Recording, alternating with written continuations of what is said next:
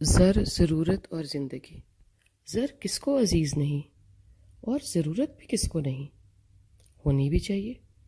زندہ انسان کی ہی تو ضروریات ہیں، ضروریات ہی بتاتی ہیں کہ یہ انسان زندہ ہے۔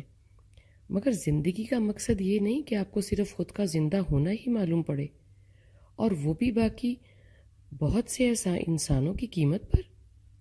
سب ہیں تو آپ بھی ہیں، میں بھی ہوں، تو پھر بے حسی کیوں؟ بے حس ہونا تو نہ ہی انسان کہلاتا ہے، نہ ہی زندہ میں کہلاتا ہے، بلکہ درندوں میں آتا ہے۔ ضرورت ہونے میں اور ضرورت بنا لینے میں بڑا فرق ہے، جیسے کھانے کے لیے جینا اور جینے کے لیے کھانا۔ ضرورت مجھے اتنی ہی ہے کہ سب پورا ہو جائے میری کماش، خواہش اور اوقات کے مطابق، یا یوں کہو کہ میری خواہش کے مطابق بہت اچھا ہو۔ یہ بھی صحیح ہے، مگر جب میں کہتا ہوں کہ سب سے اچھا، یہ میں غلطی پر ہوں۔ اب نہیں معلوم کہ سب کون۔ ساتھ والے سے مقابلہ تھا چند وقت پہلے، اب خود کے بھائی سے بھی ہونے لگا ہے۔ گزرے سال سے احباب سے بھی مقابلہ ہے، معلوم ہی نہیں پڑا کہ وڈیرے سے کب مقابلہ شروع ہو گیا۔ آج کل ہر سامنے سے گزرنے والے سے ہے، وہ جتنی لمبی کار میں ہوتا ہے مقابلہ اتنا ہی گلے پڑ جاتا ہے۔ اور تو اور ایک سنو، گزرے ماہ جو نیا موبائل ایک راہ چلتے کے ہاتھ میں نے دیکھا تو میرا دل ہی دھڑکنا بھول گیا، اور لگا میں اس کے پیچھے چلنے۔ بھول ہی گیا کہ لیب سے ٹیسٹ کروانے آیا تھا، مشکل سے چھٹی لی تھی، اس کے دروازے پہ جا کے ہی دم لیا۔ مڑ کے جو اس نے دیکھا تو میرے تو ہوش اڑ گئے کہ یہ میں کتنی دور آ گیا پاگل کہیں کا۔ اس نے پوچھ ہی لیا، بھائی کوئی کام ہے؟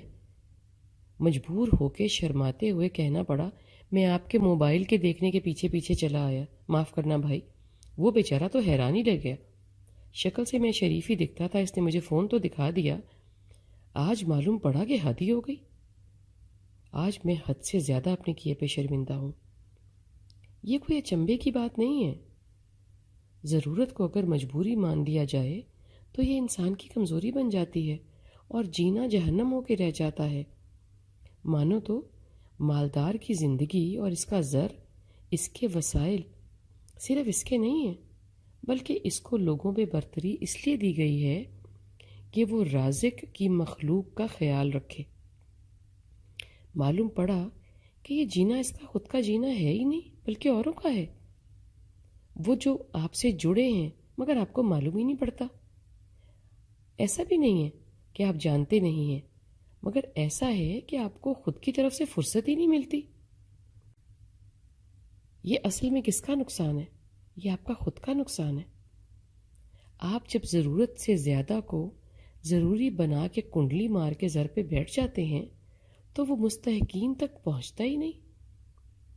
آج کل جو حالات ہیں وہ تو سب کی نظروں کے سامنے ہیں، مگر جو جیب پر دبا کے ہاتھ رکھتا ہے، اس کو تو ایسا ہی لگ رہا ہے نا کہ اگر میں مدد کو نکلا تو میرے لیے کچھ نہیں بچے گا۔ پوچھو تو اگر تو ہی نہ بچا تو تب تو ہم خود کی مرضی سے ہی تیرے زر کو استعمال کریں گے نا، اور تیرے کھاتے میں کچھ نہیں لکھا جائے گا۔ نقدی بھی تیری ہوگی، نقصان کا حقدار بھی تو ہی ہوگا۔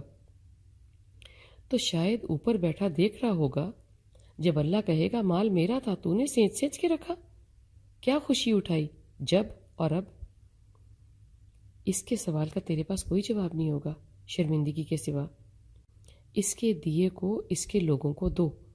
آج اس کو اور ان کو اشد ضرورت ہے، اس سے پہلے کہ تمہاری زندگی کا دیا بجھا دیا جائے، اس سے پہلے کہ تم ہو سے تم تھے ہو جاؤ۔